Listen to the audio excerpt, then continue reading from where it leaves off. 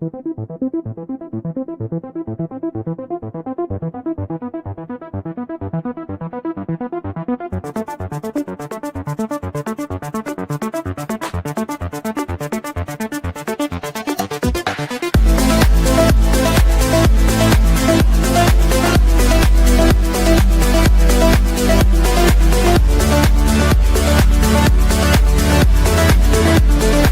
Geocache Talk Network fans. If you love what we do and want to support the shows, we've got two great ways to help keep the adventure going. You can join us on Patreon at patreon.com/geocachetalk for exclusive perks. Or if you prefer a one-time boost, buy us a coffee at buymeacoffee.com/geocachetalknetwork. Every bit of support helps us bring you more geocaching fun, stories, and shows. So whether it's a membership or a coffee, we appreciate you being part of making the Geocache Talk Network operate. Thanks, and happy caching. Logwork, the creators of the fantastic logbook, made with genuine Write-in-the-Rain paper. The logbook's designed for the micro-containers of the present and future, geared towards the hider who'd rather go caching than doing cache maintenance. Find them at logwork.com. That's LOGWERK.com. Calling all geocachers. At artedcrafted.com, we create unique apparel designed by geocachers for geocachers. From custom t-shirts to personalized mugs, our gear lets you express your passion. Stand out at your next event with artedcrafted.com. artedcrafted.com. Gear up for your next geocaching adventure. Hello, and welcome to Gadget Talk. How are you doing, Chad? I'm doing great. How about you? You know, I'm doing good. I'm doing good. I had 2 slices of pizza today, pepperoni with sweet sauce. So I'm doing pretty good. No pickle pizza, but still good pizza nonetheless. Were those from your pizza lab behind you, those pieces? Oh, man. This pizza lab, Chad, is just getting underway to manufacture pizza in the most optimal ways, That's awesome. I like it. It's almost being 3D printed. I hope it's gluten-free. Yeah, well, it can be gluten-free if you Take all want. the taste away. Yeah, it can be. But, I like a little gluten, to be honest. I'll tell you that. I like a lot of gluten. Yeah, I know. Yeah, and it looks like we got some great people joining us tonight. We got Hugh McLeod, 1473 from British Columbia. Thank you for joining us. Mr. Tom Brotherman, 7838. Howdy from Selma, Texas. Thank you for joining us, Tom. We got Tricacious, who says, good evening from Gilby, North Dakota. He enjoyed several of the GIF videos, and I saw a GIF video or a GIF film with Tricacious in there. That was pretty good. And I only said his name twice, because we all know if I say his name 3 times, what could happen? What could happen? And we got DSK11 joining us from Medicine Hat, Alberta. Thanks for joining us. Scooby Loves Pooh 3070 from East Texas. Thanks for joining us. And Bell on the move, man. Bell makes some incredible caches, and that was so cool for him to join us, for the other show. And we got this guy G-Slink as well too, Gary. So thank you for joining us, Gary. And Just Finding Our Way from Arizona, and Mass Seeker Judy Vaughn from Arkansas. Oh, we got Amateur Gadget Caches too. Hey, yo, thanks for joining us, Mike. And we got Just Ducking Around too from Connecticut. So thank you for joining us, guys. Oh, and Quincy Cryptid. Yeah. Boy, lots of regulars on. Good to see. Yeah. Good to see. Just in time to go over a cache, and then kind of some RFID ideas. And then next month we actually have another show plan that will be pretty fun. Be good. So, but we'll talk about that stuff later. Yeah, absolutely. So Chad, how's the shop? The shop looks like so much better than last time, where it didn't even look like you were like really moved in. It's about 25% moved in. I still have stuff at my other shop, so I got to get it emptied out soon. But yeah, just have a lot of stuff. Most of it's here. I have most of my woodworking stuff, my CNC machine, all that is still there, because the CNC machine is going to be not very fun to take apart and move. It's very heavy. So, but yeah, it's getting there. It's kind of getting organized. You can't see past this, but there's boxes all over the place back there that are open, trying to go through and figure stuff out. Amateur Geocache, he spotted that right away. So I just talked to John about that. Yes, it is an H series. Oh, man. Does that mean he wins the prize? The X1 starting up. I'm sorry. Does that mean Mike wins a prize for identifying? Yeah, hey, that's pretty good. He spotted something new. Yeah. Yeah. Yeah. So I enjoy it. I don't know if he has one or not, but I'm thinking about purchasing a second one. I don't know. We'll see. Well, Chad, I mean, you gotta have redundancy. I mean, what is it? 2 is 1 and 1 is none. I mean, yeah. So far, I have 2 of everything besides that one. So, but anyway, yeah. Do I need it? Probably not, but sure is nice. Yeah. Oh man, and Mike was saying there's an announcement today too about the H2C announcement. I haven't seen that one yet. Oh, I haven't seen that one yet either. Yeah. Huh. Now I'm gonna have to look it up. Make a note of that. Yeah. I try and stay off of all the different sites. So I was just telling John I've been looking at an OM Tech laser today that I was thinking about ordering, but anyway, just well, I mean, Chad, on the bright side, you got room now, right? yes. Right. I have room, and the OM Tech laser is huge. Yeah. So, but anyway, yeah. We'll see. We'll see what happens. Yeah. Well, I think, Chad, if we got some time, I'd like to talk about the podcast of hope because absolutely always have time for that. Yeah, this year it's so cool. It's the 10th annual podcast for hope, and I'm going to put up a poster that big shout out Nancy of the Deadliest Cachers made. And this year, I mean, we got an awesome lineup, and this is taking place on December 6th, 4 p.m. to 11 p.m. and it's Central Time on here. And, just to go over some of this quickly, 4 p.m. we got Scott Wade, who's actually the senior technology executive for the Atlanta Braves. So, I mean, how cool is that, to be in charge of all that technology at the Major League Baseball stadium and at that major league level? It's just incredible. And I don't know about you, but I'm excited for 5 p.m. with Tim Hutchings from Lego Master Season 4. I mean, you've watched that show, right, Chad? Yeah. Yes. If you would see how many Legos I had and the stuff I have in Legos, you'd anyway.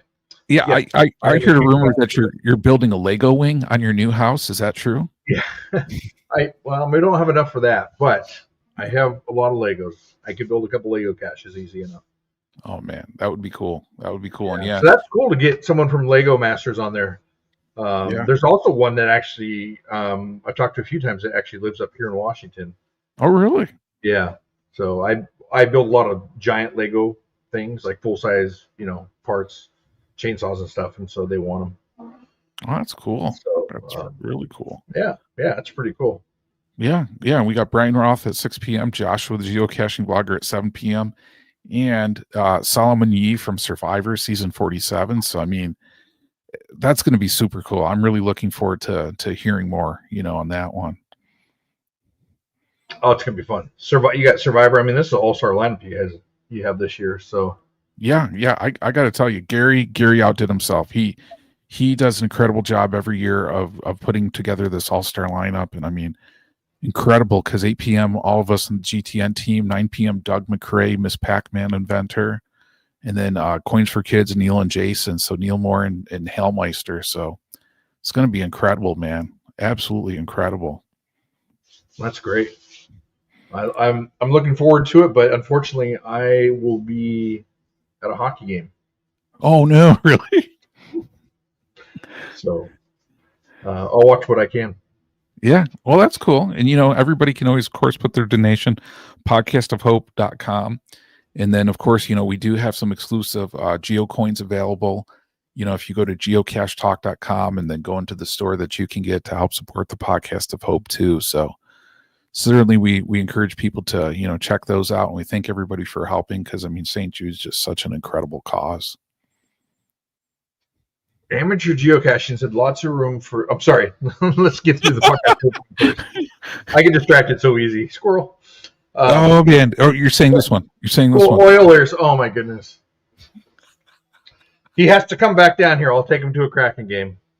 Oh man. We'll show him how a real team loses. No. Oh. No. Yeah, Seattle's doing okay. They would actually shoot once in a while. They actually might score. Oh man. But anyway, enough hockey talk. No, it's okay. It's okay. I appreciate it. I grew up around Utica, New York area where Slapshot was filmed. So yeah, I appreciate it for sure. Seattle is notorious for cycling their puck and then losing it without shooting. So they're very good at cycling, probably the best in the league, Well, which is they're passing it around pretty much right in the offensive zone. But anyway. Well, that's one way to play it. Hey, Gary put some great news on here too. This year for the podcast, I hope there's some autographed items from Doug McCrae and coins from Chris Mackey that will be given away. So that's incredible because I mean, Doug, video game history and geocaching like extraordinaire adventurer, and then Chris Mackey, who's just one of the best geocoin makers out there. So that's going to be so cool. Oh, that's great. I got the stuff to pay the Lego guy off. Is this going to be like Lego Bucks chat or Lego money? Oh man. And as chat's away, feel free to look at a shop. I should.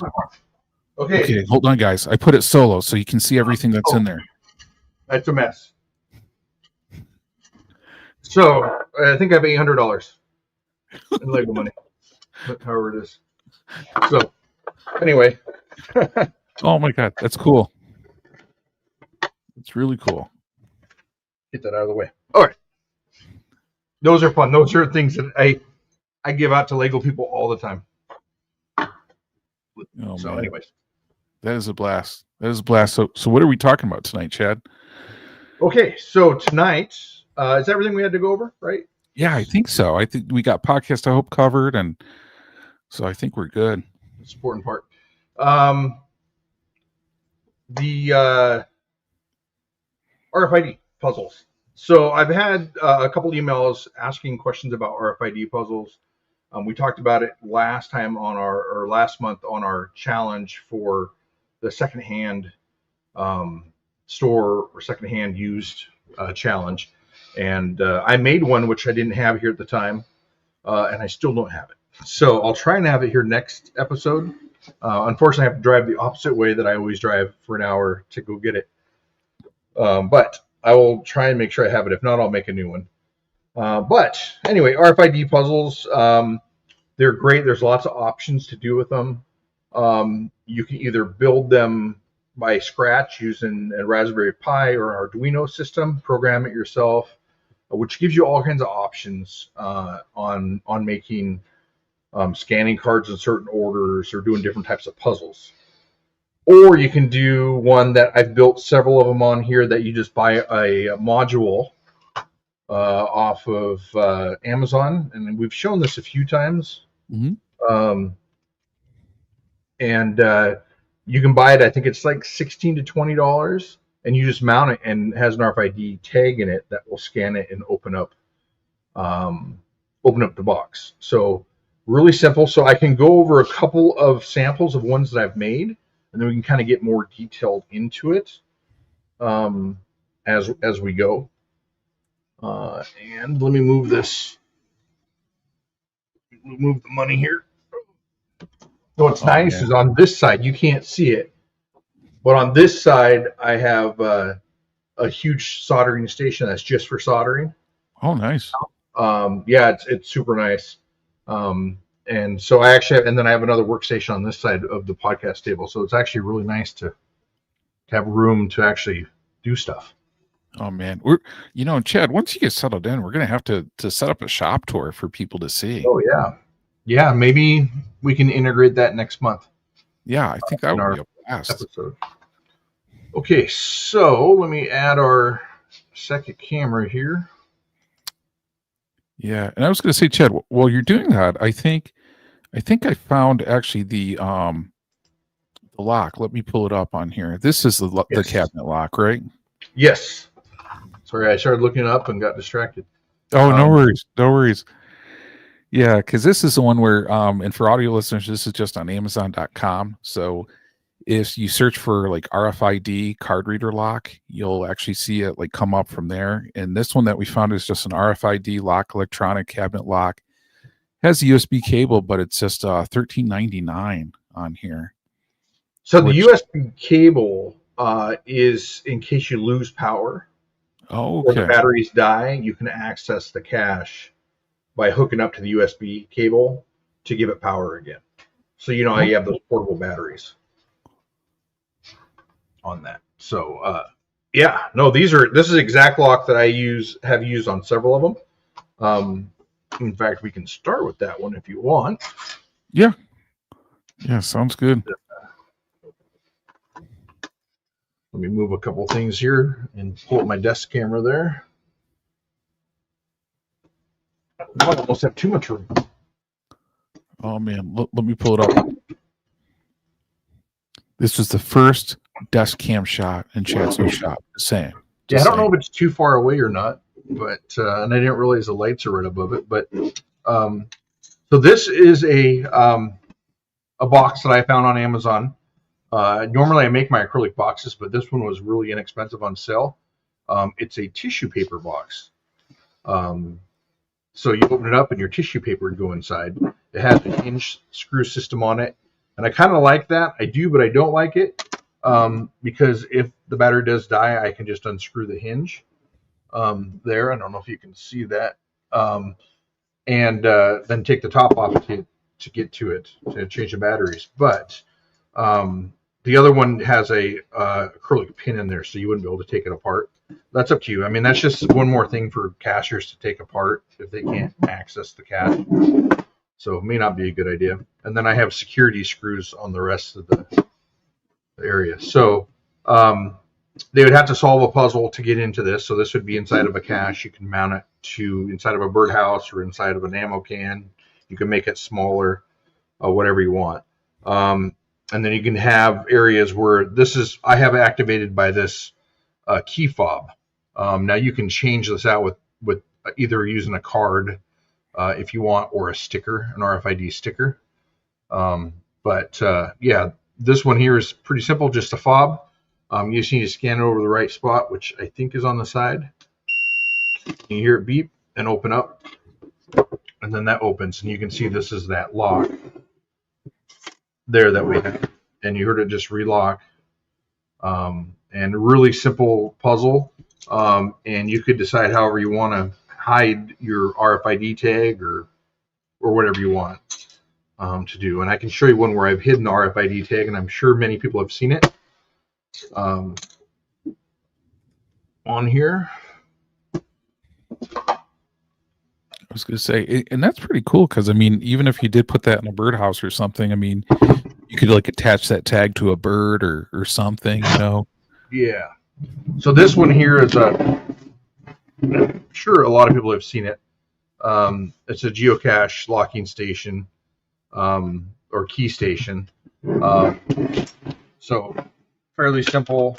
I built this on this episode years ago, so I'm sure you know what it is. So it tells you the description here to find the right key. You have all the keys here on it, and this is one of the acrylic boxes I built. So you would think you could find the right key to access it. You'd go through all these keys, and I actually narrowed it down. I had twice as many keys on here. Wow. But after I watch someone go through it twice, I usually give them a hint. What it is, it's a RFID key or a card key. So if you look at the top here, you pull this off, and it's hidden behind here. If you just scan this in front, it opens up. Oh wow, that is sneaky. So yeah, the keys are just a red herring. Same lock as what you saw from Amazon there. And then this is it's not glued to there's a hole in the side here that this was glued to, but over the years of traveling came apart. But this is the bypass for the power in case your batteries lose power. And then this is just silicone down in place, so it can't go anywhere. But really simple, easy way to make an RFID count. And I was going to say, Chad, for those RFID locks, like, have you ever had to replace one, or do those hold up pretty good? No, I haven't. This has been at many events as a lab cache and other things. and has been used hundreds and hundreds of times, and I've never had an issue with it. Oh, good. Yeah, Scooby Loves Poo says kind of reminds me of The Key is the Key by West Virginia Tim. Oh yeah, huh? Does he have one where he uses a card too? I don't know if I've seen that one. That's pretty cool. Yeah, I don't know. Scooby Loves Poo, let us know. Amateur Gadget Cache says all inside an ammo can. I like it. Yeah. I don't do a lot of stuff with ammo cans, so yeah, that's just happens to be one of them. And that's actually it's one of those things I don't like ammo cans, and that's pretty basic and easy to do, and people love it. Yeah. And I got to ask you, Chad, I don't know if you've ever answered this on the show. Why don't you like ammo cans? Because they always go missing. Yeah. Out in the woods, people take them. People see them and take them, and they disappear so fast. I can't hide them anywhere because they just disappear, so that's just why. So I like stuff that blends in, mounts to walls or something like that. Yeah, and Scooby Loves Poo, he clarified, he said on West Virginia Tim, Key is the Key is used as a magnet. It's on his channel on YouTube to check out. So cool. I'll have to check that one out. Yeah, I'll look at that too. Thanks. Seat Biscuit has a new name. Huh. Anyway, sorry. Reading comments. Now this is a one that we talked about Arduino. I built. Did I build this one on the episode show? I don't know if I did or not. Tricash said that last one we talked about. He's had that one since 2019 and never had a problem with it. In fact, I think we watched a video today. I just saw a video of one of the puzzles that we gave away on here that I think uses that exact same latch. But nice. You can probably confirm that. So this is an Arduino-based one. This is one that I programmed. This is a 6-card puzzle. You turn it on, and this one, for some reason, the screen is not working. I went through all my wiring, and everything, it started working for about 2 minutes and then went away. So normally this would give you, this is actually a trackable. So this is the trackable here, but you can't find the code unless you finish the puzzle. But it's the same thing as finding the cache. You can activate a switch. You can put up have it display a 4-digit code, anything you want like that. Directions to a directional lock by arrows, whatever you want to do. But this is technically a trackable puzzle. Same code for all of them. You have 8 cards, and 6 of them you got to scan in the correct order to get the puzzle or to get the code, or you can have it activate a latch. So let me mix these up here a little bit. So here's the cards. And if you scan it, you're going to slide it right into this slot. This slot just holds the cards. That's not the correct card. So you got to find the first card. So we'll go through this as quick as we can. This is a really old trackable. So that's number 1. So now you got to find number 2. So find number 2, but if we mess up, we got to start with 1 again. So keep them in the right. Okay, so you got to do them in sequence. Yep.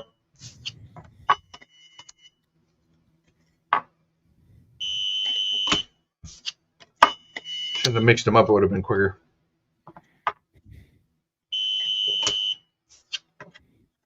So I do 8 cards because I don't want you at the very end to know exactly what card it is for the last 2 cards. So I still want it to be more difficult. Okay, so it's the last card I had, of course. Okay, so there's my order. So you go through it. Okay, we'll try and make this quick. I was going to say, when you do this, none of the cards are marked, right, Chad? You said? Right. Correct. Okay. Someone said I should color them, but I'm like, then you just have to remember colors. Look at that. I got 4 in a row, or 3 in a row. Look at that. 1 more. Wow. Oh. Oh, I was hoping it was going to be that one. So you could speed up on the program how quick it reads. I give it some time because if someone doesn't take it out right away and it reads right away, then it will go red. So I'll do it on this one. So if I leave it in there, then it's going to try and read again here in a second. and then it will go red. So then you got to start over. Oh, wow. So that's all in the code, however you want to program it. And that's kind of cool because that slot, there's no mechanical element of it. It just reads it in that slot.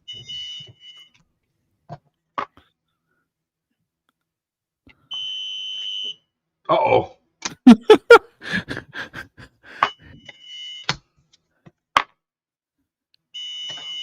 Thought I had it figured out. Yeah, I didn't realize I had one more cart sitting over here, so I don't think it's that one. And then it will play a song at the end when you get it, and it would give you a code. So anyways, that would be it. It'd give you a code. This would give you a trackable number. You can discover the box. Give you a code to a lock. It could activate a latch. It can do whatever you want. You can do arrows for a directional lock. You can change how many cards you have. You can have as many as you want or as little as you want. It's up to you. You don't have to have 2 dummies like I have, but I like to make it a little bit harder, more difficult. So that one's pretty simple. Arduino based, really easy. Pretty easy to make and program. Have it take apart so you can kind of see the design inside here. It's kind of a mess. But the RFID reader is literally just up against this slot I made. There you go. To read. So, and we can go over this. This wiring looks terrible. Done years ago. So that is that one. And that's the one I was thinking about making and showing people how to make. That's the same code that I used on the one that I was going to bring in for the secondhand challenge. That there's a room with about 20 different items in it that I got at the secondhand store. Mm-hmm. And I used the RFID stickers to put on the bottom of them. And you had to find the right ones and scan them in the correct order then to get a code to the lock. Oh, that's cool. So it was pretty fun. So it was a shelf full of items, and you had to figure out which ones would actually go to that lock to get you the code. And I was going to say, Chad, are the stickers and the cards, are they like the same price? Stickers are fairly inexpensive. Cards have gotten expensive. They've gone up there in price. Take a look here. Let's take a second.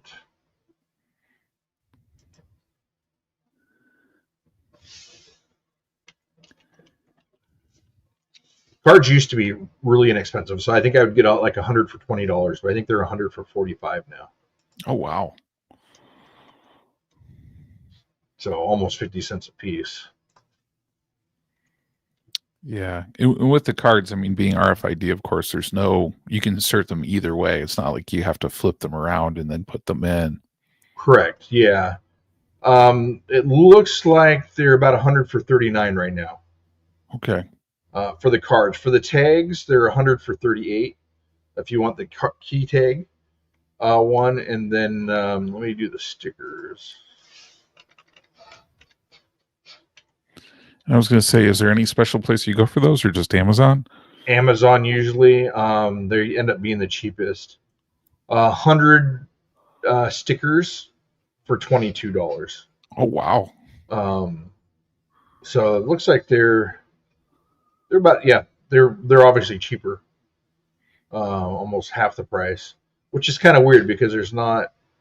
I guess the manufacturing is a little bit different. So if you see the tag, you can open it up. It has the exact same thing as what's on the sticker itself. Mm-hmm. Now, when you're ordering them, you got to make sure you're ordering the right frequency. So the right hertz on those. So make sure when you are ordering those, it matches whatever your RFID reader is, which I think is like 1392 or something hertz. Yeah. Well, and I got to ask Chad too, like how do you write to RFID? Like, what do you use? To write it, I use the program on the Arduino. My laptop's right there with the code up. So in the Arduino, after you write your program and tell it what you want to do, you need to put in order what tag you want it to read. In order to find that tag, you would scan it. I wish I had that on this computer because then I could just pull it up. You would scan it and then pull it up serial monitor, and it would show what that card number is. Then you'd copy that card number and put it in the program that's the number you want to scan. So okay. Nice. it's looking for that number for the first one. If it doesn't match that number, then it'll be incorrect. So it's looking for that exact number, and then you put in the second number, third number, and so on, however long you want to go for that. So it's super simple. And next episode or one coming up here, I can actually go on the program, because if I probably pull the laptop over, it wouldn't be easy to see. I can actually go through there and show you how to do it and share the code. I mean, it's nothing big. Yeah, that would be cool to see for sure. You can go from I have screens on mine where you can put messages. Like mine will say almost there. If you get next to the last one, I think it says, "Oh, so close." But we're doing good. It'll say different messages in between. You don't have to have a screen on there. You can actually just do it to where it undoes a latch or a lock, or activates a servo. It's completely up to you. It's just in that programming. I always add a latch in the code, as well as LEDs, red and green, and as well as a screen. But you don't have to use all of them. But they're all in that code. So if I ever change my mind, it's already written in there.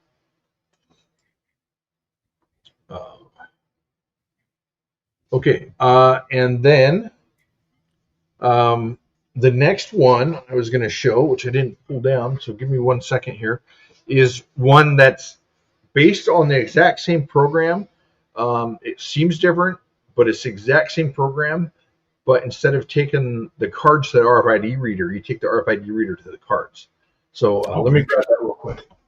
Yeah, well, that sounds good. And yeah, chat room, if you've ever done an RFID cache and have one that you'd like to share, yeah, feel free to share it in the chat. We'd love to hear about it. And if you have any ideas for RFID, put them out there too.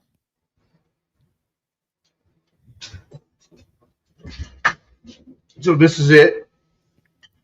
Don't walk through the airport with that. I was going to say, Chad, are you on some watch list for everything you've taken through the airport over the years? Not that I know of.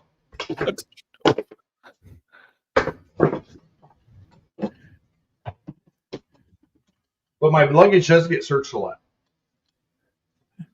Yeah, I got a sense where I think I know why. Just saying. The handle. Oh, I don't know where the handle is. It's not on here. An amateur gadget cache says, if it could get you arrested in an airport, it's a good gadget. Yeah. Yeah, I don't know if I want to get arrested in an airport. So what it's supposed to be is this is the reader, and normally has a handle that comes off and you hang on to it. So it's almost like a Geiger counter. I actually have a real Geiger counter now that I found cheap enough, but this was something I made real fast a long time ago, and it works pretty good. So it has a screen on it. You would turn it on and off here, and then you take the reader to the cards. So I did this for an event, and then these were mounted on walls around the building, and you have to find out which. Now you have to do it in the correct order. So you have to scan one and find the first one, and then find the second one. And if you mess up, you got to start over again with the first one. And then in between your scans, this has a clock on it, and it counts down, and it ticks faster and faster and faster, and times out. So this one actually will time out if you're not fast enough, and you got to start over.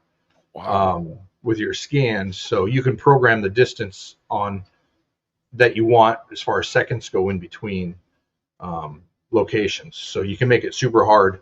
And this was fun for the kids because you could watch them running around, and they were having a blast. So same thing, instead of bringing the cards to the reader, you're bringing the reader to the cards.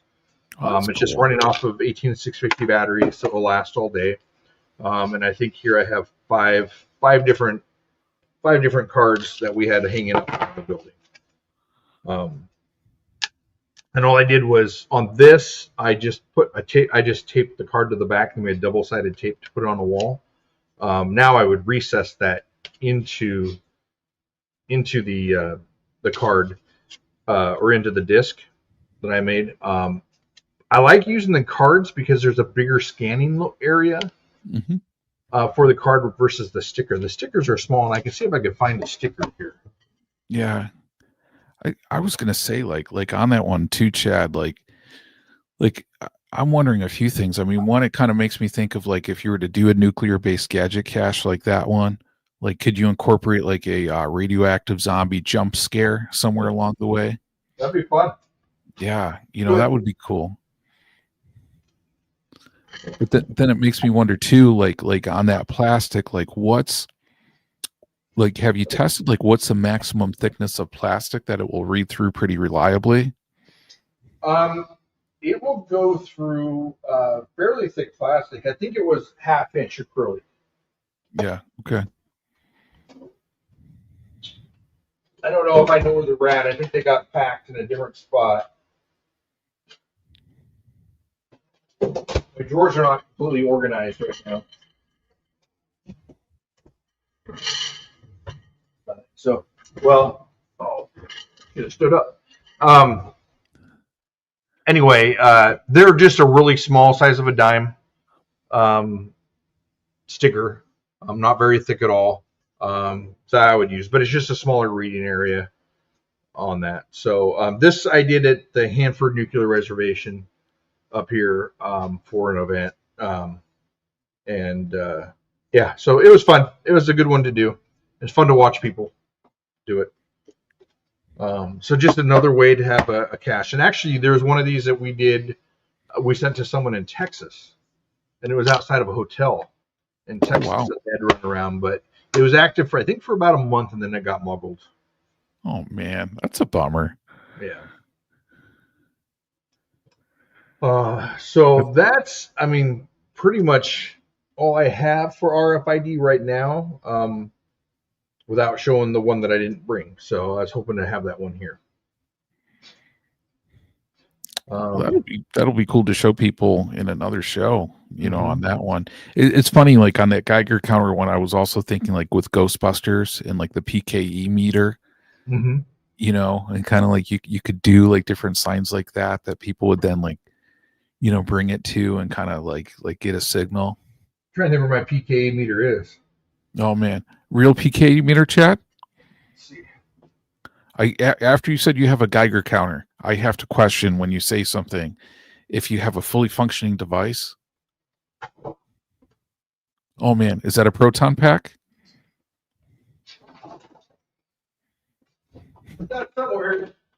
Several here. Well, you gotta have two. You gotta have two, right? At least two. Oh man.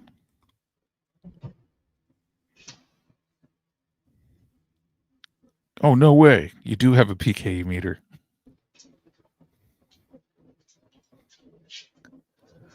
Well, and I can tell your proton pack's on too. I see the light going up on that one. You got it in the proton pack. It won't work without it. Yeah.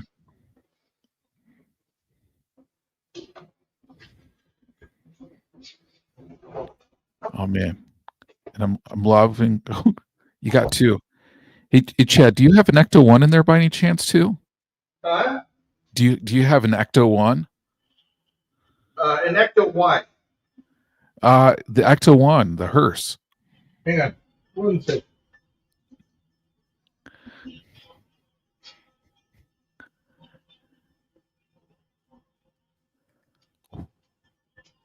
Yeah, Mike, good call. Something's printing on it. And let's see if it finishes up before the show's over. I don't know if it will. But yeah, Lori, Ghostbusters, Chad's got it. Weird. Yeah, anyways, I have it here, but cool. it's not shutting off. Okay. Well, I mean, that's a good thing, right? If your PKE meter's not going off. I don't know. Is it reading too much? Yeah. Drop it down. I mean, anyway, so that would be kind of cool because you could. This one the battery's dead on. You could put it in the bottom of that and read something with it. That's a really good idea. I like that idea. Yeah. So you asked about the Ecto 1. I Yeah. have an Ecto Y. You know what that is is? Ecto Y? I don't even know what Ecto Y is. So I got Ghostbuster magnets back there for the side of the car for my Tesla Model Y. Oh, do you really? So it's a Tesla that has the Ghostbuster magnets for it. Well, that's really cool. It was pretty cool. So I was actually printing a license plate that said Ecto Y on it. And actually my car is named Ecto Y. So if you go on the app, it will show up as Ecto Y. But Tesla cars are aluminum doors, so the magnet doesn't stay. So, yeah, didn't work out very well.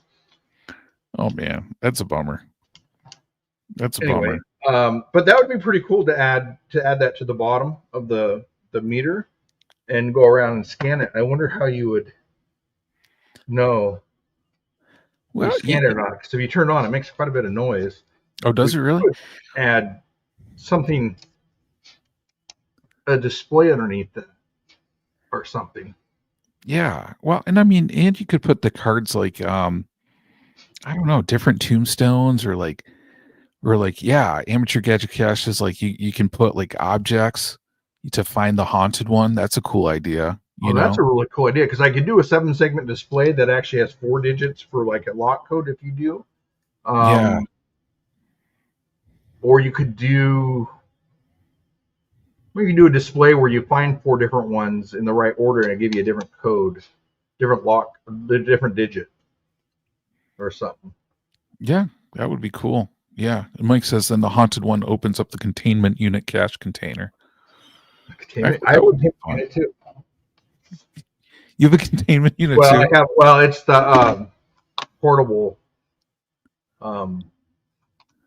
thing. It's sitting on the shelf right over there. Oh man. Well, it's good to know, Chad. Out of everything you moved over, you got your proton packs over there first, your PKE meter just in case. I don't know if you can hear that stinking thing going off still. No, I can't. You can't? Okay, good, because I can hear it.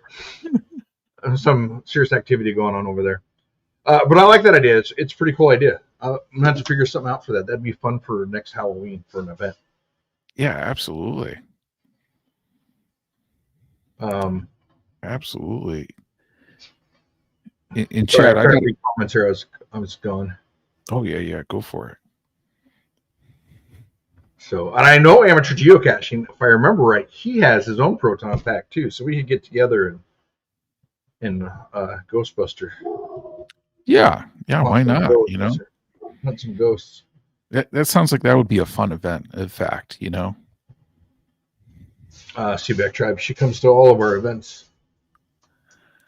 Okay, here's a ghost right here. Okay. Okay. So yeah. Anyway, that's pretty much what I had to show off for RFID readers. But again, I'll bring another one next episode and then and show it real quick. And if there is some interest in showing the code now to build one, we can go through the whole programming, the wiring, everything together, and I can show you how to do it, because they're super fun. If not, putting it out as a cache, putting in an ammo can and making it a trackable, so you actually have to work to discover the trackable, is always fun to do. It's one of my favorite things. I have many puzzle boxes that are all trackables. So I would recommend doing that if you want. That sounds cool. I mean, especially for caches where, like you were saying, for that Texas one, that it got muggled, when it was put out there. So I mean, that's a pretty cool way to bring some cool items out there that people can have some fun with, for sure. Yeah, and if you're building it with your Arduino, I mean your materials. I don't know. Let me look and see how much a microcontroller is now, but I'd imagine you're going to be under $30 for it, and that might be quite a bit too. Yeah, I know. I haven't even looked at Arduinos in a while. I haven't either. They used to be able to get them super cheap, but I know because since COVID, everything's gone up, and I buy them by bulk, and so I've had a lot left over. Oh, nice. But it looks like you can get a 3-pack for $18.99. Oh, nice. Or a single one for 14. One thing on Arduinos, though, I would go with one that has really good reviews and one that is popular and one that's branded. Because I bought some in the past that you actually had to upload a program to program it and do a bunch of stuff too that was a pain in the bottom. Wow. To do. It took so much time and to do. I would rather spend the extra few dollars on a branded one. So the 1482 for a single one seems like a lot, but that's actually not too bad. And that's for a micro. You can go with the Uno. You can go with a Duo. There's so many different ones. The difference is on size wise.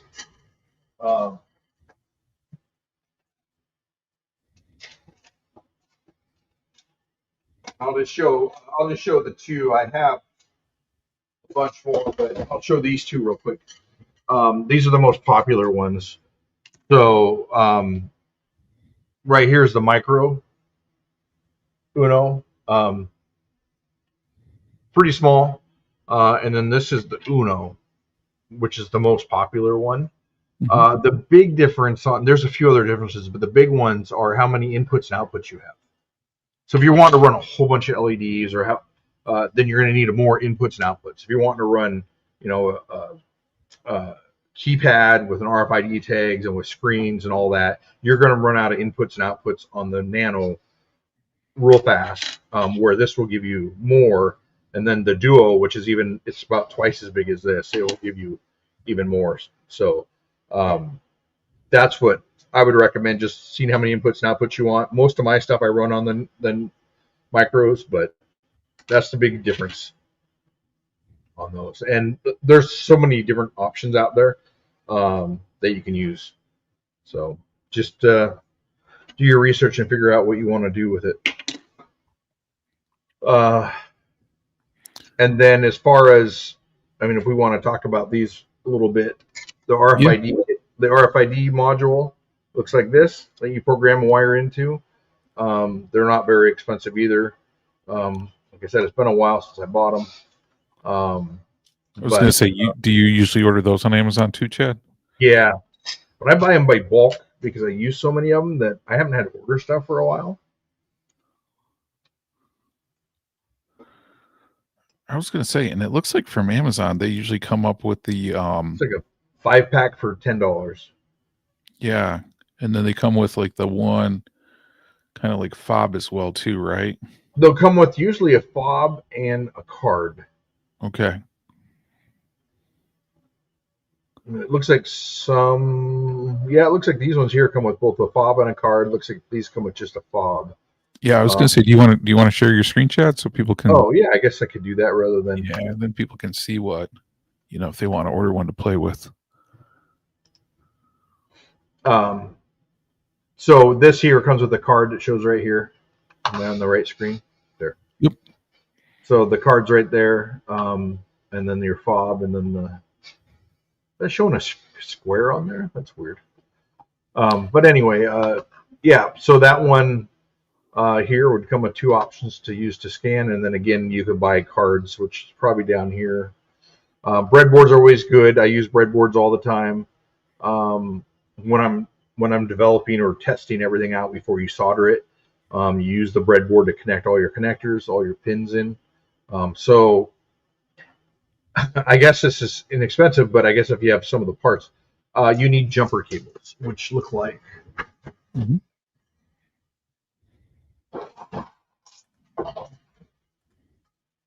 Right here, you can go back to mine. Because I have a bunch of them. So these are jumper cables here for your breadboards to test and do stuff with.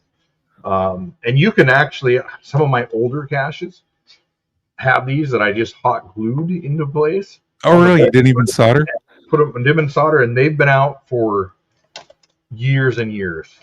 I was going to say, you must have used the Uno with those, right? Yes. Yeah. So, yeah, so they work if you just want to hot glue them and don't have to worry about soldering. But yeah, breadboards are good to have. And then if you're looking at doing, see, this is the whole thing, is you can go down, sorry, giant rabbit hole. Let me put that on mute. On how fancy do you want to get? I use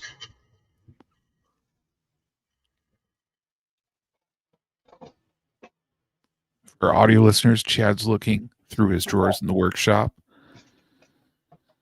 And Chad's workshop looks like it's I going to be use audio these listeners. a lot. Oh, sorry, go ahead. Oh no, I was just trying to give Yeah, I some. just push away. Don't explain what I'm doing. I use these a lot. So your nano pops into here, or your micro pops into here, right? And then you have your little screw terminals, your little terminals here. Oh, nice. That you can actually screw into on there, so you don't have to worry about soldering or using a breadboard. Your wires just come out of here, and they're actually in a terminal. But it depends on how much you want to get into it and how much you want to spend. It's not required, but it definitely makes it easy. And it makes it easier in the future if something happens to your Arduino. I have these programmed extra ones that I keep with me. If something happens and something happens to the board, you literally just have to pop this board out and pop a new one in, and you're good to go. There's no soldering. There's no undoing any kind of glue. There's nothing. So it is a quick, easy thing to do. But honestly, I don't have issues with them too much. Everything I have is in pretty much weatherproof containers. And there's no moisture that gets to them or anything. Usually electrical containers are weatherproof, or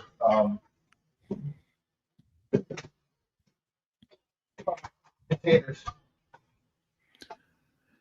And I was going to say, Chad, do you have a general recommendation for people starting out, whether the Uno or the Micro or Nano? For what brand? Yeah. I like the Arduino brand ones because I've bought so many aftermarket ones that I have not really liked. The other thing to look for too, which I didn't bring up, but if you are not in the position to solder, they will come either soldered with all the pins in it. Just got the pins. They'll either come soldered with the pins in it, like this. So it's pretty much plug and play into a breadboard or into one of these terminal blocks. Or they come without being soldered and you have to solder them.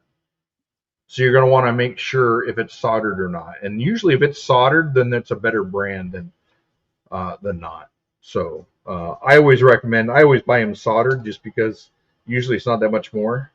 It just depends. But the containers I use look like these. These are weatherproof electronics containers here. And so you can put little holes in them, fill them with silicone when you're done to run the wires out. But your Arduino, everything would fit inside here and stay weatherproof, weathertight. This could mount to the side of it, inside of an ammo can or a birdhouse or whatever you want to use. That's up to you. So again, I mean, it depends on how crazy you want to get with stuff. Yeah. Chad, for those closures, are you just usually picking one up at like a Home Depot for one of those? These enclosures? Yeah. They're electronics enclosures, so no, usually it's an electronics store. Okay. It is, I'm trying to think of the exact name of them.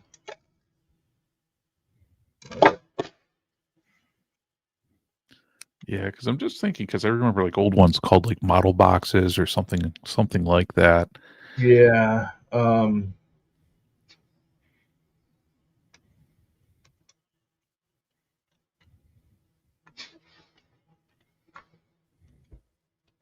I used to know the names off this stuff off the top of my head, so easy.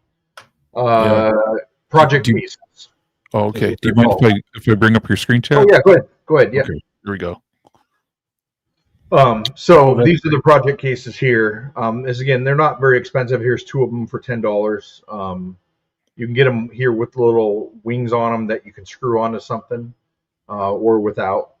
But again, it's up to you. You can buy them with the breadboard. I think I'm trying to scroll down on them. There's all kinds of stuff you can do to them to make them weather tight. Some have weather tight nuts on them, like these. Just whatever you're wanting. These are pretty big. These get pretty big once you get into these sizes. But usually I stick with these smaller ones here. And then if I have a bigger project where if I need to mount something bigger that I don't want people to get to, and I have room outside to mount it, I can keep it separated. And I use a box. Let me grab one here.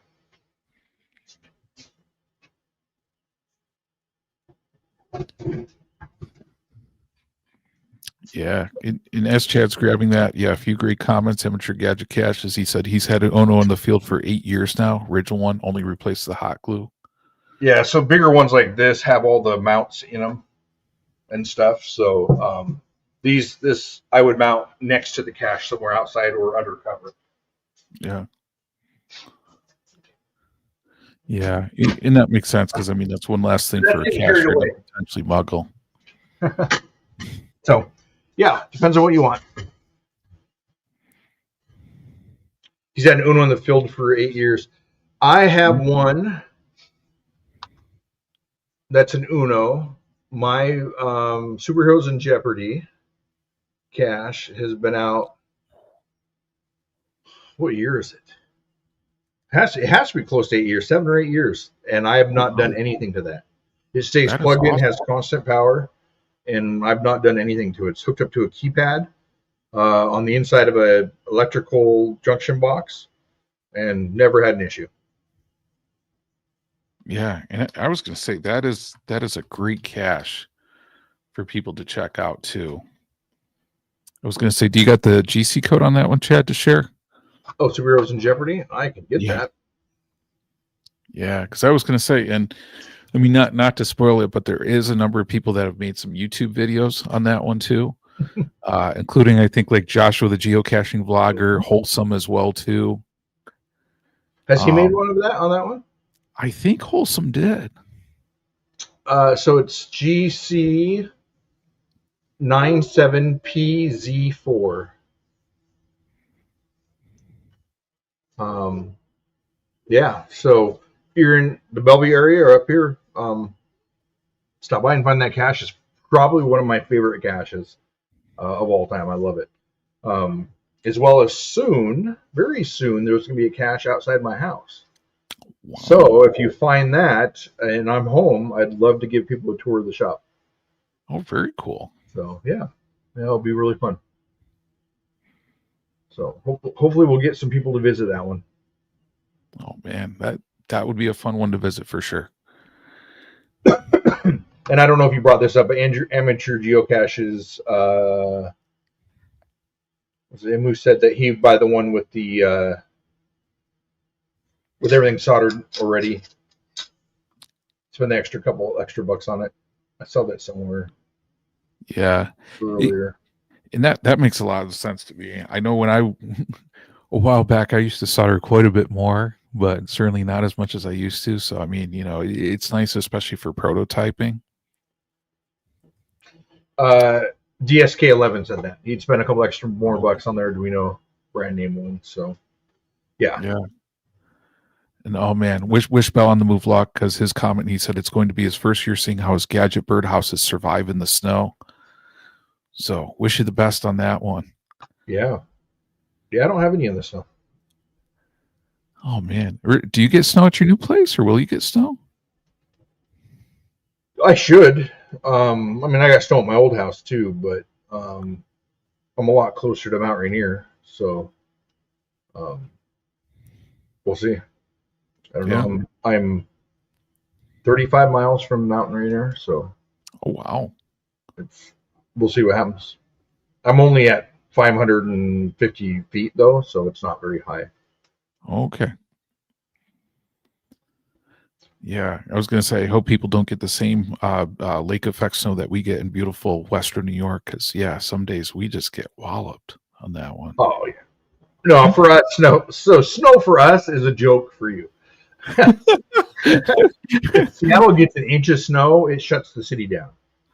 Really? But, that's the freak out level of snow is 1 inch? So many hills here to go up and down and stuff, and it is so slippery.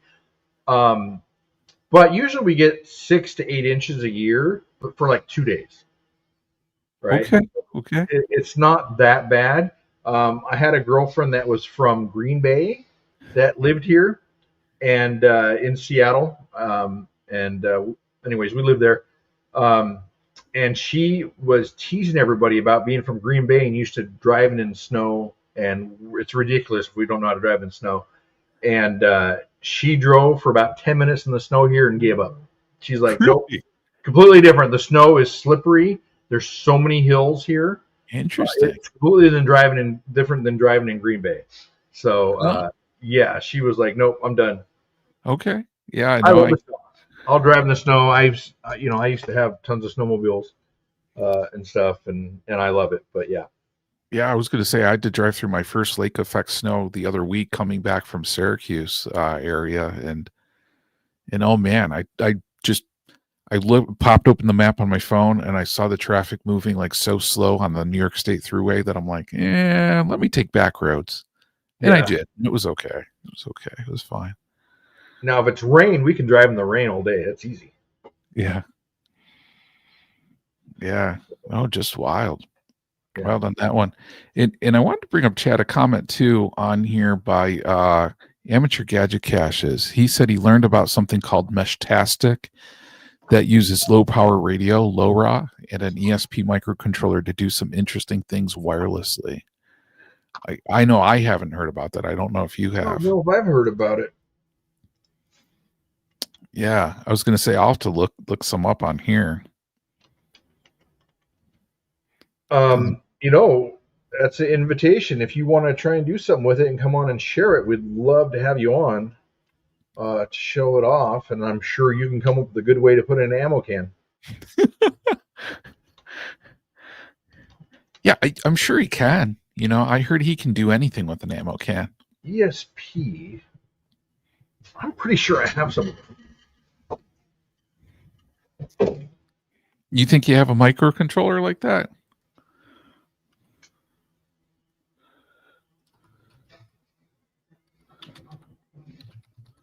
I'm gonna have to look that up because I'm like ESP, like I'm kind of like. I don't know. Yeah, I don't think I do.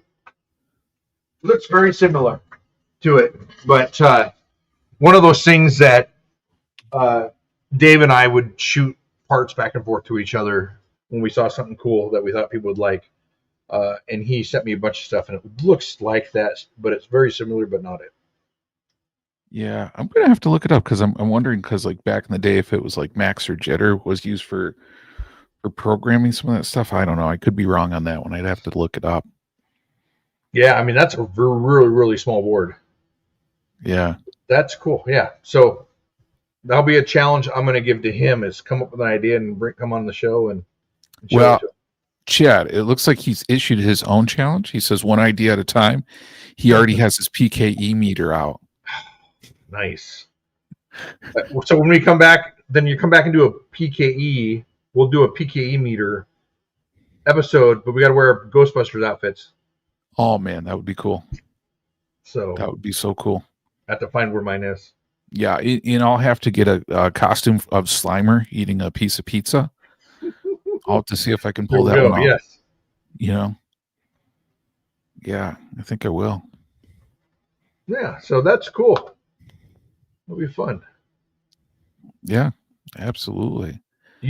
And you could 3D print a PKE meter to put in a cache really easy. Ooh. Oops. I don't want to close this screen. But anyways, I don't need to look at it on the show. Easy to get distracted. Yeah, I was going to say probably Thingiverse has some like PKE meters like that people are like, searching. There's another program that I like better that actually searches 3 or 4 different sites at one time. Oh, is it really? What is it called?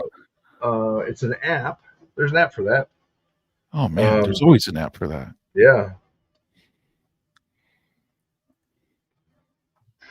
So I go to it all the time. Now it costs a little bit. It's like $10 a month or something like that to have. But Um, I use it all the time. I just got a brand new phone yesterday, and nothing is in the same spot it normally is. Oh man, Chad, what are you? So do you found a new house? Well, I had to get a new phone because I got a new house, and Verizon doesn't work out here. Oh, okay. AT&T was the only company that had service out here. Is it So really? I had it linked to my internet, so when I'm at home and go to my internet, but if we lose power or internet, I'd have no phone. So you're gonna have to like create a hotspot for cachers coming out your way. Yeah. So 3D Go, it searches 4 or 5 different websites. Well, So that's those are cool. the different sites up there, but it's called 3D Go. So if you type in what you're looking for, it'll search all those websites and show you which one it's on. Yeah, I was gonna say I'm looking at Thingiverse right now, and I'm finding like a number of PKE meters. Yeah, that will be easy because then you don't have to worry about someone taking your nice PKE meter and destroying it or doing anything with it. So I like that idea. Yeah, Just to print one up, absolutely. fairly inexpensive. Yeah. No, I kind of like that, man. It's kind of getting my gears turning. I'm kind of thinking like on this one, it's like you could even do like a night cache, where you like have to like go and find a reflector and then take your PKE meter and see if there's anything in the woods at night too. And That's then cool. and then I don't have a night cache. yeah. I think again, you could try to see if you could do like a jump scare or something at the end, or something within like proximity.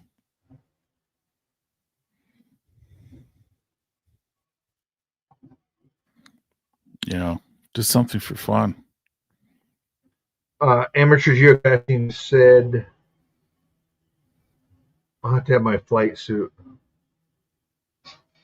Let out. Yep.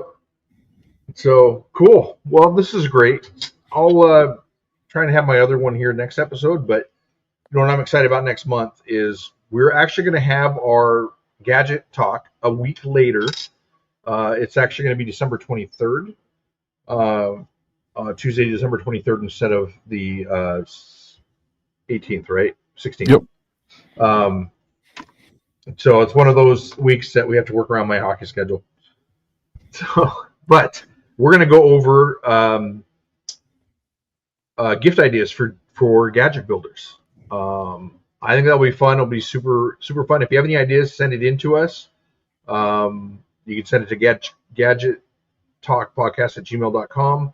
You can put in a lilypad chat if you want to, and just give us your ideas of what you're thinking about what would be a good gift idea if you're either a builder or like to give stuff. What you'd like to receive would be good to know. I've given mine out the last couple of years, and they haven't really changed. It's pretty much the same basic things over and over. But yeah, would love to hear from you guys on that, and we'll go over that on the 23rd. Yeah, that's going to be fun. I'm looking forward to it. Yes, yeah, it'll be fun. So, and then of course, everybody, make sure you listen to Podcast of Hope. It has a great lineup. I might try and jump on if I can, but we'll see what happens that Saturday. But I'll be listening as much as I can.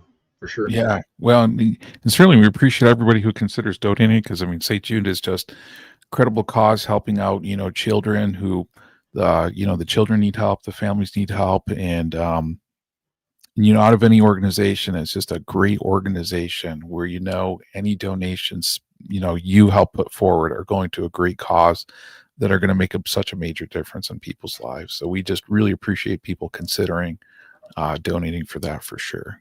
Yeah, and also they can buy coins for it too, right? Yeah, and some really cool Yeah. coins that will never be made ever again, that will go to directly supporting St. Jude. Yeah, I want to get a couple myself. Oh man, you should get your order in quick, because yeah. Those things, and it's cool because everybody who's buying some, like I got an email from PA Hawkeye the other day saying like he got his coins, and He's unfortunately not going to be able to tune in during the podcast, I hope, but he just wanted to let me know like how much he loved the coins, how cool he thought those were, and just how much, he's just happy to support St. Jude. So that was so cool to hear from him on that one. Yeah, great. So yeah, there's still some available, right? Where do you pick those coins up at? Yeah, so if you go to geocachetalk.com, you'll then go to our store from there, and then on there you can then go to the store and then see the coins that we have available. So on there you'll see the St. Jude coins. You'll see some other cool coins too, but yeah, the St. Jude coins, 100% of those go to St. Jude. So the Geocache Talk Network does not get anything for those whatsoever. Those go 100% to support St. Jude. That's great. What a good cause. Yeah. Awesome. Yeah, so I appreciate everybody tuning in, and looking forward to next month show, and we'll go over our gadget gifts for people, as well as if I have time to grab that RFID puzzle, I will grab that and share that out with everybody. Send me an email at gadgettalkpodcast@gmail.com. If you have any questions about anything, if you have any ideas for builds, or anything at all, if you just want to chat, give me a call, as well as LilyPad chat. We're on there as well. Mm-hmm. And many other people here in our chat has LilyPad. They're on chats in there too. So check them out as well. Yeah. Well, sounds good. Well, hey, thank you everybody for tuning in. We appreciate it. Hope everybody has a very happy Thanksgiving, and we look forward to seeing you again in December. Sounds good. Thanks, guys. Okay, take care, everybody.